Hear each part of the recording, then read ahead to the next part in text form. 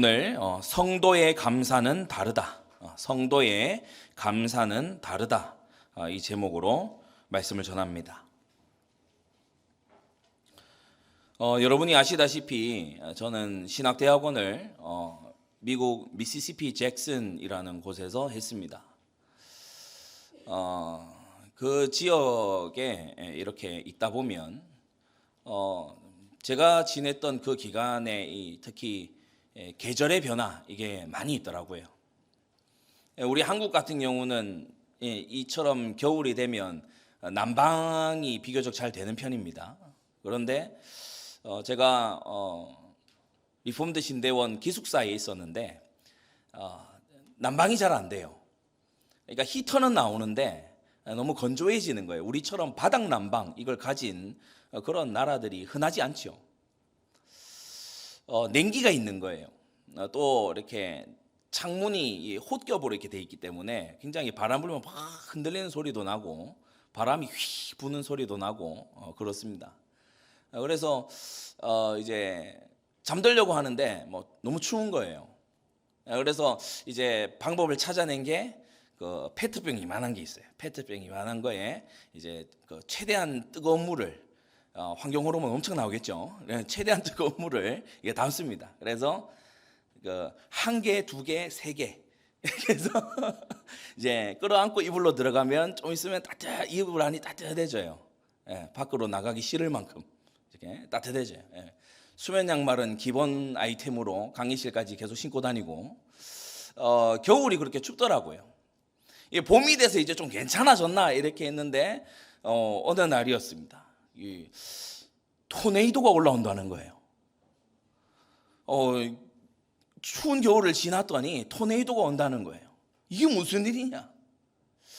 그래가지고 이 일기예보 웨더닷컴이라든지 이런 것을 보니까 저 아래서부터 토네이도가 올라오는데 예보가 무서워요. 붉은색으로 막 올라오는 거예요. 그래서 이제 거기 원래 살던 친구들, 미시시피나 그 근처에 살던 친구들은 덤덤해요. 그냥 있겠대요. 어떻게 있으려고 하냐? 그러니까 집이 무너지면 이제 그 집 제일 가운데에, 원래 미국 집은 지을 때 제일 가운데에다가 이 화장실하고 물이 나올 수 있도록 짓기 때문에 다 무너지면 거기 있으면 된다는 거예요. 제가 들으니까 납득이 안 돼요. 무너질 집에 왜 있어? 게다가 저는 기숙사 2층이라서 이게 안심이 안 되는 거예요. 그래서 제가 이제 친한 전도사님하고 설득을 해서 우리가 도망가자, 우리가 달아나자 이렇게 얘기를 했어요. 그래서 이제 남서쪽에서 이제 북동쪽으로 토네이도는 올라오고, 여러분 보시기 편하게 이쪽으로 올라오고, 우리는 여기 있는데 이제 이 반대쪽으로 이렇게 올라갈 거니까 이렇게 아래쪽으로 이 미시시피 주에 있는 해티스버그라는 쪽으로 이렇게 차를 타고 내려가기로 한 겁니다. 출발을 했어요. 처음에 출발하면서 룰루랄라, 마치 요나가 다시스로 가는 배를 타고 평안해 했듯이 룰루랄라 이제 도망쳐서 내려간 겁니다. 내려가서 지금쯤 잭슨에 남아 있는 사람들은 참 환란을 겪겠지, 어렵겠지, 참 우리가 이렇게 우리처럼 도망을 쳤어야지 이런 생각을 가지고 이제 인터체인지 한 곳에 들어가서 맥도날드를 딱 들어갔어요. 웬걸 토네이도가 방향을 꺾어서 따라와요. 그때부터요, 무서운 속도로 따라오는데 우리가 이제 이 더 남쪽으로 도망을 간 겁니다. 갈 수 있는 데까지. 근데 어느덧 낮인데 하늘이 컴컴해졌어요. 그래서 너무 막 이제 어떻게 해야 되나, 내려가다가 이제 이 토네이도를 만나겠다. 그때 이제 같이 갔던 우리 지금 애틀랜타에 계신 우리 김충성 목사님, 저랑 같이 공부했던 우리 김충성 목사님이 다시 돌아가자는 거예요. 잭슨으로 다시 돌아가재요. 그러냐? 그러면 목사님 차는 꼬물이니까 여기 어디에다 파킹해놓고 나중에 찾고 우리 한 차로 갑시다. 그렇다 이거예요. 그래가지고 이제 한 차로 이렇게 가는데, 저는 하늘이 그렇게 이 보랏빛으로 변하는 거를 본 일이 없어요. 그때 처음 봤어요. 하늘이 보랏빛으로 쫙 변하고, 이 도로 저 앞에도 아무 차도 없고 이 뒤에도 아무 차도 없고 우리 차만 가는 거예요. 지내놓고 나중에 알았습니다. 집에 있는 게 제일 안전하다는 거를. 예, 토네이도 올 때 돌아다니지 말아야 된다. 이걸 이제 나중이 돼서야 알았어요. 이렇게 가는 거예요. 가는데 정말 두렵습니다. 왜 그러냐 하면은 저 멀리서 나무가 막 빨리 올라가는 게 보여요. 토네이도가 제가 보이는 시각을 옆으로 지나가더라니까요. 하늘이 보랏빛으로 변하고. 그때 제가요, 차가 떠나가라 찬송했습니다. 주 하나님 지으신 모든 세계, 주님의 놀라우심을 내 영혼이 찬송합니다. 기도하고 찬송하고 주여 하면서 운전하고, 갑자기 이만한 돌이 날아와가지고 콱 박히는 거예요. 더 큰 돌이 날아오면 어떡하지? 막 이런 생각을 하면서 이제 다시금 도망치다가 토네이토한테 추격당해가지고 다시 돌아간 거예요. 어느덧 오후 낮을에서 비도 그치고 날이 싹 깼어요. 그때 얼마나 감사한지 몰라요. 그래서 제가 가까운 월마트 부근에 큰 주차장에 거기 내려가지고 차에서 내리자마자 하나님 감사합니다. 감사합니다. 살려주셔서 감사합니다. 절로 감사가 막 튀어나와요. 사람은 꼭 이래야 감사하나 봐요. 죽을 위기를 지나고 환난과 위험을 지나야 감사를 하는 것 같아요. 제가 그때 그걸 많이 느꼈습니다. 여러분, 우리가 감사할, 여러분의 인생에서 제일 감사해 본 일이 언제입니까? 우리 성도님들은 정말 힘써 날이 갈수록 더더욱 감사하는 여러분 되기 바랍니다. 꼭 위기와 어려움과 죽을 고비를 지나야, 암 사기에서 돌아와야 감사하는 이런 사람 말고, 여러분 오늘 이 시간에 우리의 감사가 하나님이 원하시는 그 감사로 나아가게 되기를 바랍니다. 15절 말씀에 너희는 감사하는 자가 되라. 너희는 감사하는 자가 되라. 여러분, 우리가 오늘 이 성도의 감사는 무엇이 다른가? 이것을 우리가 함께 살펴보면서 우리가 약해져 있고 없어져 있고 또는 오해되어 있던 감사를 우리가 되찾아야 되겠습니다. 세 가지로 말씀을 우리가 바꾸자 하는데, 첫째, 감사는 매우 유익합니다. 생각하는 것 이상으로 감사가 유익해요. 성경만 그렇게 말하는 것이 아니라 오늘날 많은 과학자들도 뇌신경학자들도 이구동성으로 말합니다. 감사가 유익하다고. 감사가 아주 유익하다. 두 번째, 근데 감사가 어려운 이유가 있어요. 우리가 감사가 잘 안 되는 이유가 있어요. 그리고 마지막 세 번째로, 성도의 감사는 무엇이 다른가에 대해서 오늘 말씀을 받겠습니다. 첫째, 감사는 매우 유익합니다. 여러분은 감사하는 사람이 좋습니까? 트집 잡는 사람이 좋습니까? 감사하는 사람. 여러분은 감사하는 사람이 좋습니까? 늘 불평하는 사람이 좋습니까? 감사하는 사람. 그래서 작은 첫 번째로, 감사는 인간관계에 아주 유익해요. 감사가 나오려고 하면 이 세 가지가 합쳐져야 감사가 나오는데, 세 가지 요소가 합쳐져야 비로소 감사가 나와요. 감사에는 이 세 가지 요소가 있어요. 첫째로, 나의 평안이 있어야 돼요.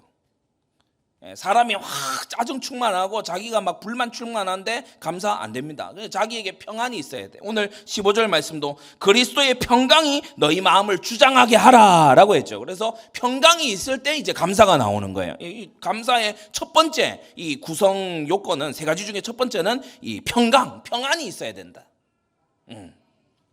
그리고 이 평안만 있어서는 안 돼요. 두 번째는 남을 이해하는 이 이해력이 있어야 됩니다.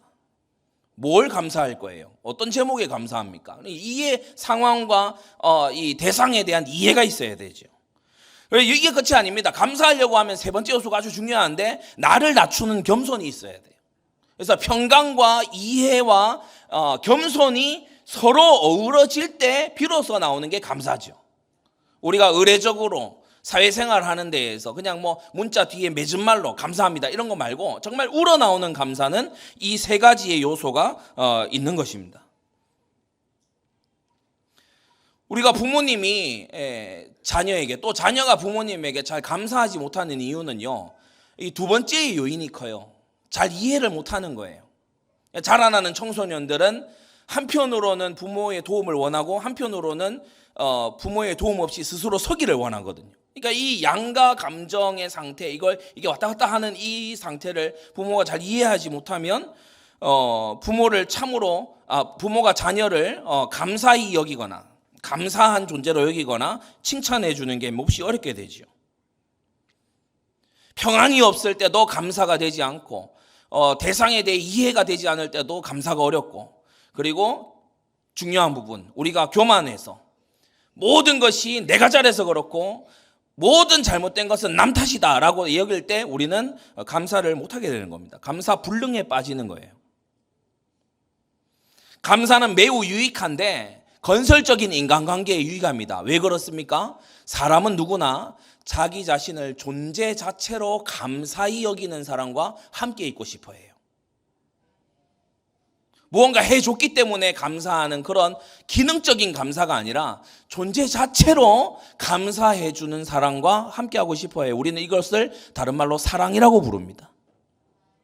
그를 존재 자체로 감사히 여기는 거, 그를 존재 자체로 감사하게 받아들이는 거.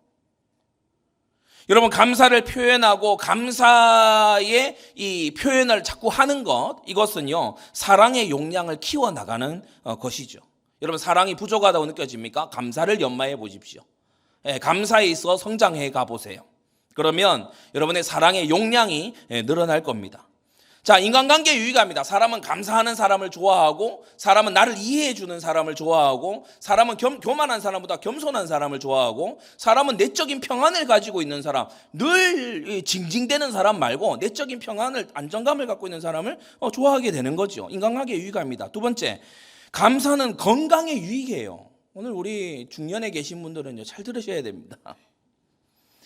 이 질병의 원인에 대해서 19세기 중반에 파스테르를 비롯한 이런 사람들은 세균이 원인이다, 이렇게 이제 파악했어요. 물론 세균이 하는 역할들이 있습니다. 그래서 마스크도 쓰고 바이러스 조심하 이렇게 하잖아요. 손 씻고 하잖아요. 근데 20세기에 들어와서는 세균만 문제가 아니고 유전자의 문제야. 유전자의 어떤 특질 때문에 사람들이 이렇게 큰 질병에 걸리기도 하고, 그리고 또 예측도 일부분 할 수 있고, 그래서 세균에서 유전자로 조금 질병의 원인을 달리 보기 시작했어요. 21세기에 들어와서 는요 어떤 부분을 가장 지금 크게 보느냐, 물론 인간과학의 발전은 계속해서 해나가기 때문에 절대적인 건 아닙니다만은 21세기에 와서 질병의 큰 원인으로 꼽는 게 바로 스트레스죠.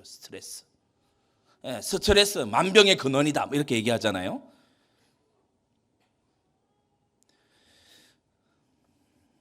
이 면역 체계가 스트레스 반응을 극하게 일으킬 때 발생하는 게 염증입니다. 그리고 이 염증이 심장병, 암, 당뇨, 알츠하이머, 뇌졸중 이런 것에 이제 중추적인 역할을 이제 하는 거죠. 그걸 이제 의학계, 과학계에서 많이 발견하고 논문과 이런 것들을 이제 내놓습니다. 감사의 재발견이라는 책에 이런 내용이 나오는데요. 카네기 멜론 대학의 쉘던 코헨이라는 이 박사 팀이 실험을 했대요. 사람들을 모아놓고 스트레스 지수를 이렇게 다 잰 다음에 감기 바이러스를 주입을 한 거예요. 다 똑같은 감기 바이러스. 그런데 스트레스 지수가 높을수록 감기에 더 잘 걸리더랍니다. 그래서 이게 1990년대에 행해진 실험인데, 이게 아주 대표적으로 사람의 스트레스와 질병의 상관관계에 대해서 이제 해놓은 거죠. 여러분, 감사하는 마음을 가질 때 뇌과학자들은 얘기하기를 이 전두엽의 피질, 그게 강화가 되면서 뇌의 구조가 이렇게 재편된다. 그게 발견이 되는 거예요. 과학이 점점 발전할수록 정말 이 감사라는 것이 생각 이상으로 중요하다. 그냥 감사하는 게 인간관계 거칠해, 또는 그냥 우리가 감사하면 서로 좋으니까 이 정도가 아니라 감사가 건강에 굉장히 영향을 끼치더라, 이걸 알려주고 있어요. 감사하는 마음을 갖게 되면 신경회로가 조정되고 심장 기능도 향상되고 염증도 감소한다. 이게요 이제 이 결과로 계속해서 나오는 거죠. 성경은 이미 예전에 20세기, 19세기가 오기 전에 예전에 성경은 얘기해 놨습니다. 잠언 18장 14절에 사람의 심령은 그 병을 능히 이기려니와 심령이 상하면 그것을 누가 일으키겠느냐라고 했어요. 하나님의 말씀입니다. 여러분, 심령의 상태가 병을 이기게 한다는 거예요. 여러분, 마음을 감사로 무장하십시오. 그리스도의 평강이 마음을 주장하게 하십시오. 성경이 명령합니다. 감사하는 자가 되십시오. 예, 하나님은 우리의 유익을 위해서요, 과학이 다 밝혀내기 이전 시대에 미리 말씀을 해두신 거예요. 너희는 힘써 감사하는 자가 되라. 범사에 감사해라. 예, 하나님께서 감사할 것을 분명히 넣어두셨기 때문에 그것을 찾는 자가 되라는 것입니다. 여러분, 먹구름만 보지 말고 그 너머의 빛을 보세요. 여러분, 정말 하나님께서 예비해 두신 좋은 선한 것을 발견하게 되기를 바랍니다. 그래서 인간관계에도 유익하고 건강에도 유익해요. 그런데 큰 두 번째, 우리가 감사가 지독히 어렵습니다. 1년에 한 번 추수감사절이 돼야 비로소 찬양하고 춤추는, 우리는 감사가 아주 어려운 사람들이. 어떤 분들은 너무 감사헌금을 안 해요. 감사헌금과 아예 동떨어져 살고 계시는 분들, 또는 어떤 경우에 감사함이 없으면서 그냥 의례적으로 감사하다 표현하고 감사헌금하고 이런 사람들. 감사가 어려운 이유 4가지입니다. 첫째, 왜 감사가 어려우냐?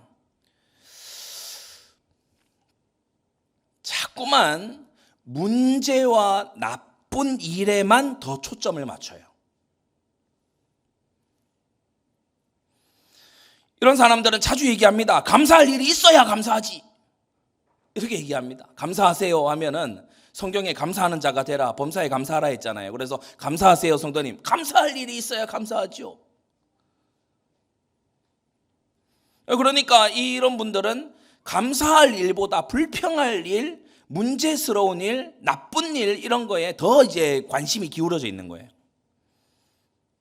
여러분이 오늘 은혜롭고 감사한, 또 찬송하고, 앞에 찬양축제 우리 저녁에 다 너무 감사하고 막 웃기도 하고 박수치기도 하고 함께 찬송하고 웃고 막 그렇게 했는데, 나갈 때에 가보니까 주차 딱지가 딱 걸리는 거야. 그러면 일순간 감사는 소멸돼요. 에이 하면서 감사하는. 그러니까 그만큼 부정적인 게 강해요. 우리가 음식점들 리뷰 이런 거 막 요새 많이 합니다, 그죠? 근데 거기 보면은 뭐 선풀 있잖아요. 맛있어요, 잘 먹었습니다, 되게 좋은 그런 리뷰 있잖아요. 이런 건 별로 영향력이 없어요. 즐기네요, 이런 건요, 그걸 상쇄하려면, 그 악플을 이제 없던 걸로 하려면 몇 배의 좋은 리플이 거기 달려야 그게 상쇄될까 말까예요. 그 정도로 나쁜 것은 굉장히 우리의 시선을 잘 끌어당깁니다. 나쁜 일에만 집착하고 문제를 찾고 문제 해결에만 몰두하는 이런 유형의 사고에 익숙해져 있는 사람에게 감사한 태도는요, 아니라는 걸로 보일 수 있어요. 야, 대책 없이 감사할래? 이렇게 이제 보일 수 있어요. 자주 감사한다고 자꾸 얘기하고 다니면 나를 막 손해보게 하지 않을까? 우리가 대도시에 살면서요, 막 잃어버리는 게 많습니다. 우리 도시의 문화에 우리가 점령당하지 말고 성경의 문화가 도시에 퍼져나가야 됩니다. 감사하다 말을 안 해요. 감사하다 말을 안 해. 감사하다 얘기하면 뭐 더 요구할까 봐. 서로가 그러고 있어. 서로가 미안하다고도 안 하고 감사하다고도 안 하고. 여러분, 문제와 나쁜 일에 더 초점을 맞추는 그러한 생각과 태도 때문에 우리가 감사가 잘 안 되는 겁니다. 우리가 오늘 15절에 보면 한 몸으로, 너희가 한 몸으로 부르심을 받았다라고 했죠. 우리가 교회가 한 몸입니다. 유기체적 공동체 한 몸입니다. 교회는 한 몸인데, 교회에 와서도 문제만 찾아내려고 하면 헤아릴 수 없이 찾아낼 수 있어요. 문제 찾아내려고 하면 헤아릴 수 없이 찾아낼 수 있어요. 전 지금 저기 뒷화면에 전교인이 가려진 게 너무 문제로 보여요. 이게 최선이냐, 이게 지금 뭐 예, 문제 찾아내려고 그러면요, 이 왜 이렇게 매놨냐 이거예요. 예? 저게 최선이냐? 저 다 꼭다리 나오게 해갖고 저게 최선이냐? 문제 찾아내려고 하면요, 다 찾아낼 수 있습니다. 저 문제 잘 찾아냅니다. 예, 문제 찾아내려고 그러면요, 그런데 우리가 문제 찾아내려고 하기 시작하면은 우리가 주의 거룩하신 몸을요, 자꾸만 비하하게 돼요. 예수님이 사랑하시는 몸된 교회를 자꾸만요, 업수히 여기게 돼요. 저는 이것이 오늘날 우리 현대인들이 자기 몸과 자기 얼굴에 대해서 가진 불만이 터지는 것만큼 비례한다고 봅니다. 여러분 몸에 만족하시나요? 감사한가요? 저도 이 설교 준비를 하면서 나는 이 몸이라고 했잖아요. 근데 뭐 이게 이제 비유인데, 그러면 나는 내 몸에 감사한가? 제가 이렇게 씻으면서 이렇게 봤어요. 별로 감사 안 해요. 큰일이야 지금, 큰일이야. 이 큰일 났어 지금. 그걸 뭐 큰일.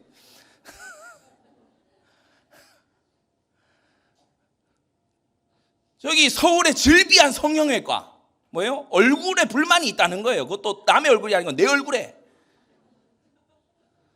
여기에 익숙해요. 우리는 불만 가지고 흠 찾고 문제 찾고 이게 너무 익숙해요. 그걸 계속해서 해대는 사회에서 살고 있어. 교회에 와서도 주님의 몸된 교회에 계속 허물 찾고 문제 찾고 이런 것만 자꾸 이렇게 하는 거예요. 예전에 어떤 수련회를 마친 다음에 우리 수련회 기획팀에서 설문조사지를 이렇게 저한테 만들어 왔길래 뭐 좋았던 점, 안 좋았던 점 적도록 이렇게 설문지를 가져왔길래 이런 식으로 설문지 만들지 마라. 수련회 마친 다음에 은혜 받은 점, 개선했으면 하는 점, 요 정도는 괜찮은데 안 좋았던 점, 불만사항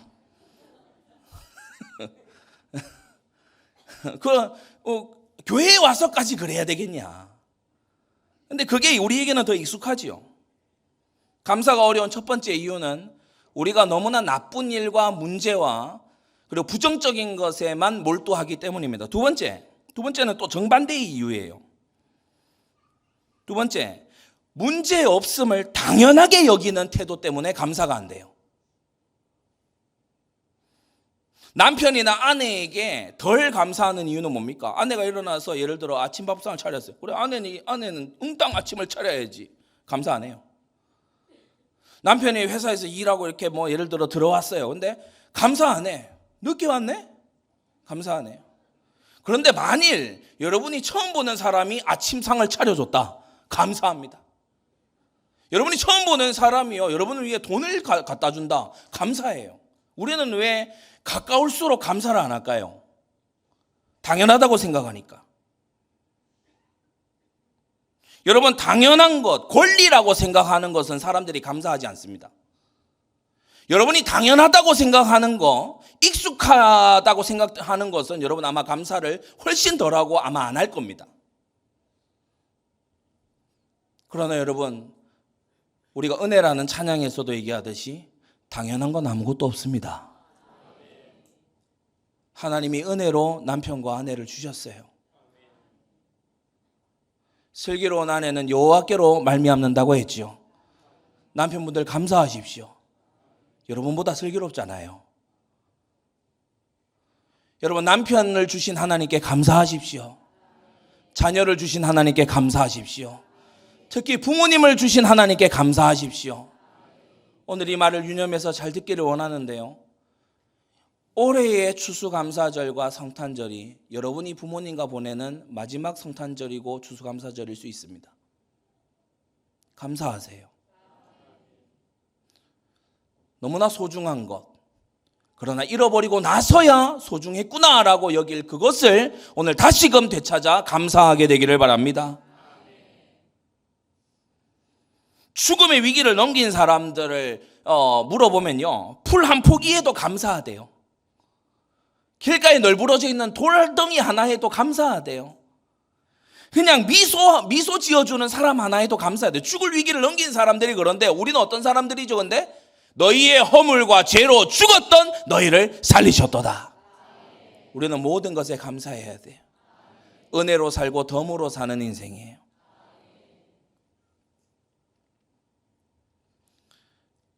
문제 없는 상황, 커다란 문제가 일어나지 않는 그러한 상황에서 우리가요, 감사가 너무 없습니다. 셋째, 감사가 어려운 이유. 세 번째는 끊임없이 비교하는 태도 때문이에요. 돈을 얼마나 가졌냐, 몇 평에 사냐, 더 풍요롭냐, 가난하냐, 이걸 계속 비교합니다. 너무 예쁜 가방을 사서 예를 들어 나왔는데 지나가는 사람이 나하고 똑같은 브랜드의 더 큰 가방을 사가지고 가. 그러면 순간 감사 안 해요. 방금 전까지 너무 좋았어. 우리 자녀가 어느 대학에 들어갔어. 근데 이제 이 친구네 아들은 서울대를 갔대. 감사 안 해요. 그때부터 감사 안 해.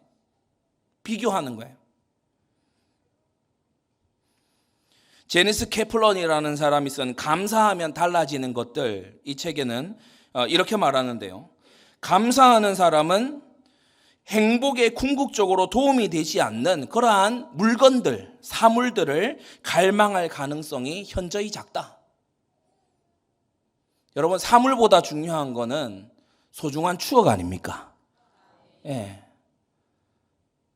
여러분, 이 사물보다, 물건보다, 우리의 소유보다요, 생명이 중요하고, 그것이 영원한 생명일 때는 무한한 가치를 가지고, 여러분, 경험과 추억과 기억이 여러분 이러한 것들보다, 물질적인 것보다 훨씬 더 중요함을 우리는요, 지난 2000년 동안 성경을 통해서 배워왔습니다.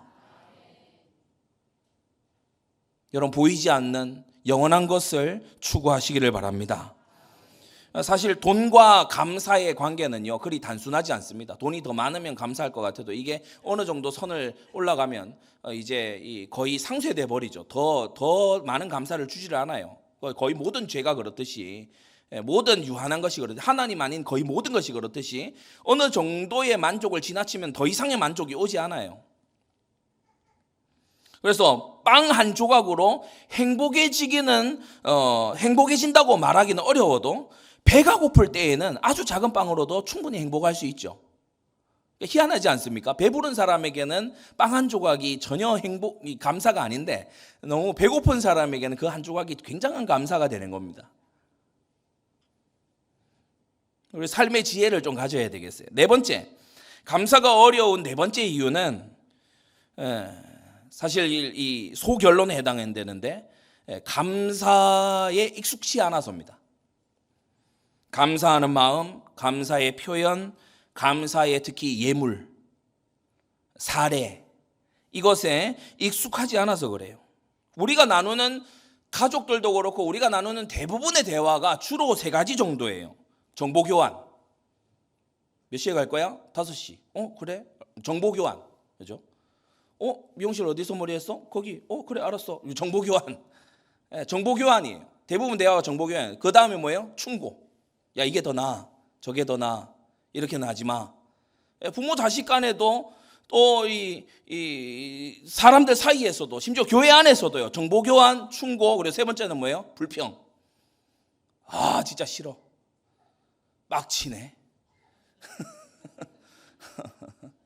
이거 너무 화나지 않아?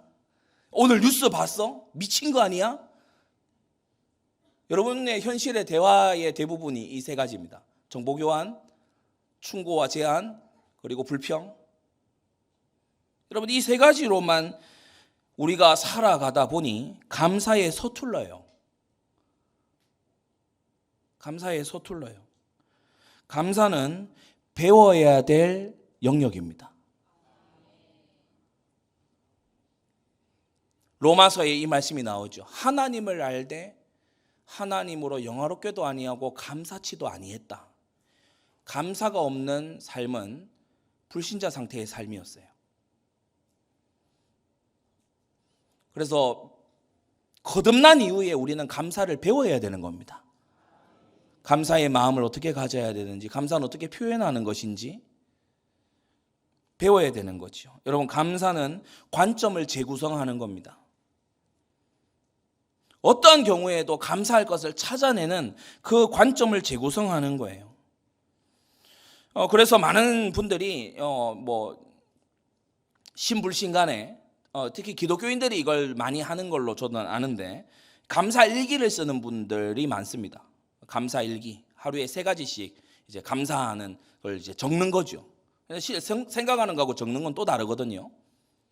그래서 이 하루에 3가지씩 감사하는 걸 하는 겁니다. 예전에 제가 우리 구역장 분들에게 하루에 1가지씩만이라도 감사한 거를 좀 적어보시라, 그렇게 말씀드린 적이 있어요. 감사일기, 이거 참 좋은 것 같습니다. 감사일기. 우리가 범사에 감사해야 되고 항상 감사할 일을 하나님 주시는데 그걸 기록으로 남겨놓는 거 너무나 중요한 일이죠. 오늘 이 본문에는 16절에 감사함으로 하나님을 찬양하라 이렇게 돼 있어요. 감사함으로 하나님을 찬양해라.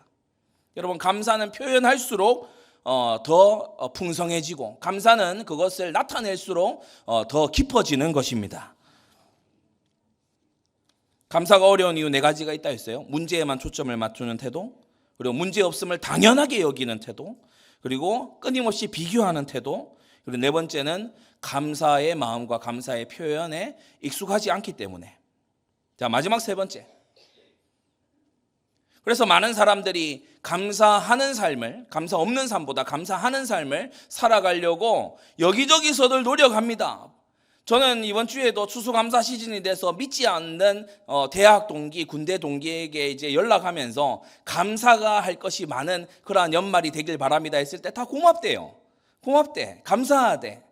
예. 너도 감사한 그런 연말을 보내라고 서로 감사하는 그런 감사를 촉구하는 인사들을 해요. 그런데 그네들은 누구에게 감사하는지를 모릅니다.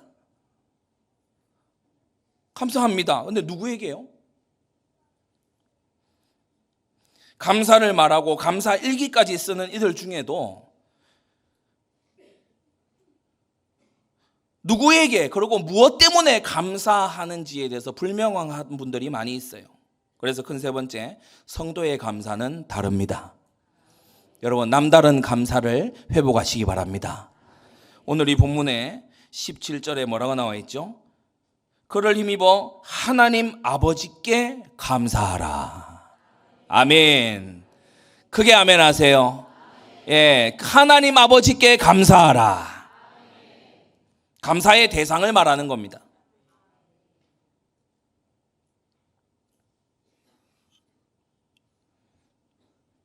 감사의 대상이 모호하면 이 감사가 확 줄어듭니다. 누구에게 감사해야 되는지 모르니까. 존 파이퍼가 쓴 모험이 답이다라는 책에 이런 구절이 나와요.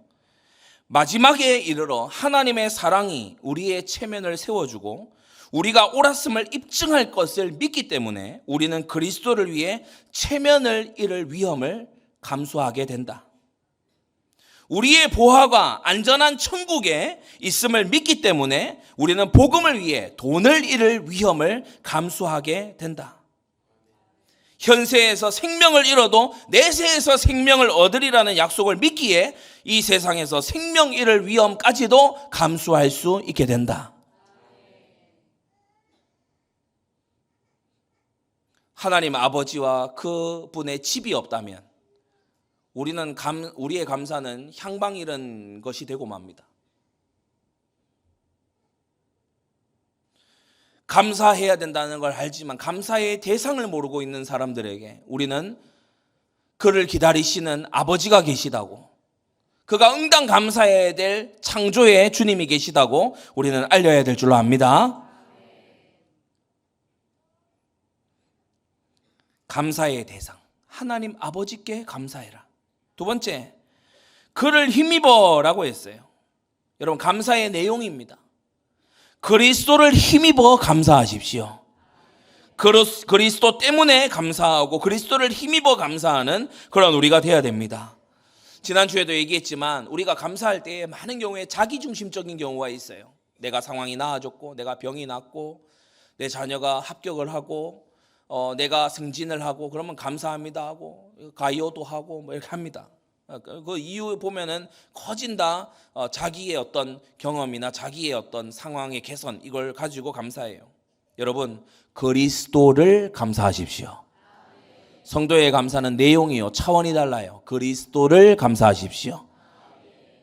대속의 구주, 우리의 희생 제물로 하나님 아버지가 내어주신 그리스도를 감사하시기 바랍니다. 이 감사의 동력을 주기 위해 오늘 두 가지를 본문에서 말하고 있습니다. 그리스도의 평강이 너희 마음을 주장하게 해라. 15절, 그리스도의 평강. 여러분, 예수님의 평강이라고 하는 것, 그리스도의 평안이라고 하는 건 무슨 평안입니까? 그건 그냥 퍼질러져 있는 평안이 아니라 하나님의 소원을 이루고 영혼 구원을 이루기 위해서 자기를 얼마든지 희생할 수 있는 그 고결한 가치를 이루는 일에 자기를 희생하는 감사인 것입니다. 그리스도께서는 우리의 구원을 위해서, 우리를 지옥 형벌에서 건져내시기 위해서 자기를 드리시며 감사하셨습니다. 여러분, 이 평강이, 이 세상과 차원이 다른 이 평강이 여러분 안에 있게 되기를 바랍니다. 그리고 16절에는 그리스도의 말씀이 너희 속에 풍성히 거하게 하라고 말씀하고 있어요. 그리스도의 말씀, 곧 하나님의 교훈을 따라서 감사해야 되겠죠. 지난주에도 말씀드렸습니다. 성경은 우리에게 만일 너희가 예수 그리스도의 이름으로 핍박을 당한다면 기뻐하고 즐거워하라고 말하고 있어요. 여러분이 복음 때문에 손해본 일이 있습니까? 감사하십시오. 여러분이 복음 전파를 위해서 살다가 여러분이 뭔가 병을 얻게 됐습니까? 감사하시기 바랍니다. 하늘에서 너희의 상이 크다고 했어요. 네, 얼마나 감사한 일인지 몰라요. 17절에는 또 이어 말하지요. 무엇을 하든지 말에나 일에나 다 주 예수의 이름으로 해라. 여러분, 감사하는 자는요, 그리스도를 감사하기 때문에 그의 이름을 자랑하고 그의 이름으로 말에나 일에나, 여러분 이걸 여러분이 어떻게 순종할 수 있겠습니까? 말에나 일에나 다 그리스도의 이름으로 한다는 것은요, 항상 모든 순간에 그리스도를 의지하는 것을 말합니다. 저는 굉장히 단순하게 이걸 설명하시는 저 아프리카의 어떤 목사님 그 영상을 본 적이 있어요. 이분이 되게 쉽게 설명하시더라고. 말에나 일에나 다 주 예수의 이름으로 하고, 이걸요 되게 쉽게 설명하시더라고요. 뭐라고 하느냐? 걸으면서 예수님 걷게 해주셔서 감사합니다. 근데 사실 이게 맞잖아요. 우리가 그를 힘입어 기도한다고 했습니다. 예수님, 제가 말할 수 있어서 감사합니다. 말에나 일에나 무엇이든지. 예수님, 제가 오늘 예배에 앉아 하나님께 영광 돌리게 하심을 감사합니다. 하나님 나로 찬송하고 춤추게 하시니 감사합니다. 예수님 감사합니다. 예수님의 힘으로, 예수님이 주신 은혜로 내가 오늘을 살아가고 있습니다. 말에나 일에나 주 예수의 이름으로 해라. 여러분, 이 감사가 여러분 늘 24 되기를 바랍니다. 세 번째, 우리는 교회를 받았어요. 15절, 평강을 위하여 너희가 한 몸으로 부르심을 받았다. 그리고 16절에도 보면 피차 가르치며 권면해라, 이렇게 말씀하고, 피차, 관계와 교회를 말하는 겁니다. 여러분, 교회는 감사의 문화를 가진 공동체입니다. 우리는 감사의 대상인 하나님 아버지, 감사의 내용, 주제가 되시는 그리스도, 그리고 감사의 문화를 가진 교회를 우리는 선물로 받았습니다. 여러분, 힘써 감사하는 자가 되십시오. 의식적으로 감사를 선택하십시오. 만일 의식적으로 감사를 선택 안 해도 감사가 저절로 된다면 성경은 우리에게 감사하는 자가 되라고 말하지 않았을 겁니다. 우리는 감사 안 하는 그런 세상에서, 감사치 않고 무정한 세상에서 우리는 길들여져 있고 영향받는 사람들이에요. 그래서 우리의 감사의 감각, 그리스도의 평강과 그리스도의 말씀이 풍성히 거해서 그분의 평강, 정서와 그분의 말씀, 지식이, 그분의 마인드와 그분의 머리가 우리에게 충분히 역사해서 우리는 감사를 선택해야 됩니다. 서로 감사하는 부부가 되세요. 제가 가정에서요 자주 그런 말을 합니다. 고마워. 고맙잖아요. 얼마나 고맙습니까? 고마워라는 말을 자주 합니다. 여러분, 서로에게 감사하는 부부가 되세요. 감사해봐 이러지 말고 감사하는 부부가 되세요. 우리나라 말이 참 희한한데, 감사원이 하는 그 감사를 하지 마시고 정말 giving thanks 하는, 감사하는 그런 부부가 되세요. 여러분, 서로 감사하는 부모와 자녀가 되세요. 부모님께 감사하고 자녀에게도 감사하세요. 더 막 잘 되지 못할까 이런 이제 욕심을 가질 수 있습니다만은 여러분 그 자녀의 존재 자체로 감사하시기 바랍니다.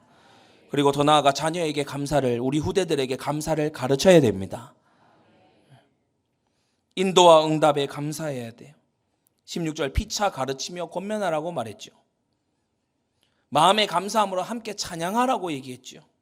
이 말씀에 순종해서 오늘 우리는 하나님을 찬양하고 감사를 표현하고 감사를 아끼지 말아야 될 우리 하나님 아버지께 그리스도를 힘입어 감사할 것입니다. 결론입니다.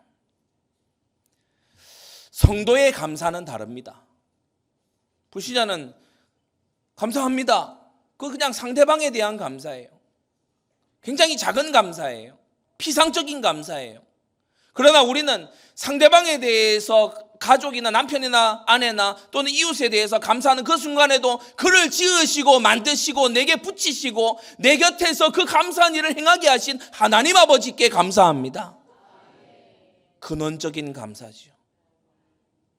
여러분 상황에 구애받지 않고 하나님의 선하심을 믿기 때문에 여호와께 감사하라. 그는 선하심이요. 어떤 상황에서도요. 내가 최악이라고 느끼는 그 상황에서도 여호와께서는 선하시고 그 인자심이 영원하기 때문에 감사하시기 바랍니다.